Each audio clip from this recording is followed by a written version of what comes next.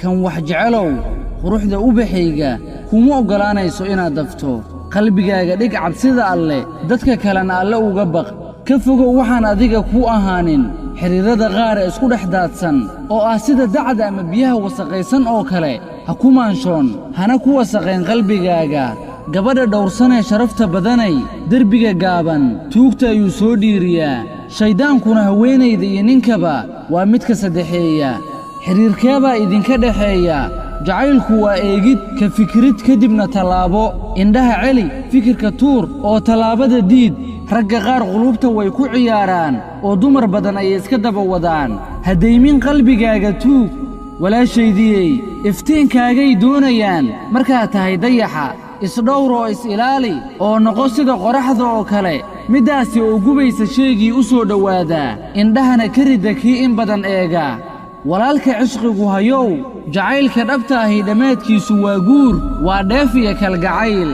haddaad awooddo guur u degdeg haddaadan awoodin oo aad dheel u socotana kaadso shallay baa kaa horreeyee ogow jacaylka oo la israaciyo ama lagu fogaado faa'iido badan lagama dhaxlo qalbigu waa warshad soo saarta dareennada qalbiguna dareemayaashiisa ayuu sii iibiyaa haddaba maamul warshaddaada oo ka fogay soo saaridda wax dhibkuugu sugan yahay qofaad caashaqday oo aadan helaynin hadduu jiro iska daaha ku daaline ka dheerow agagaarkiisa ka fogow seerihiisa tirtir fariimihiisa iska jeexjeex waraaqadaha uu kula wadaagay xasuustiisa iska tir xaalkaagana wanaaji xayndaabkaagana ilaali xuduudda rabbi ilaali badi akhrinta ku dadaal salaadda xumaanta waa tii reebtee jacaylka dhabta ah walaalkayow waa inaad qofka aad jeceshahay allaah uga baqdaa oo ilaalisaa inaadan caasin allaah si qofkaasi aad jeceshahay aad u wada aadaan jannada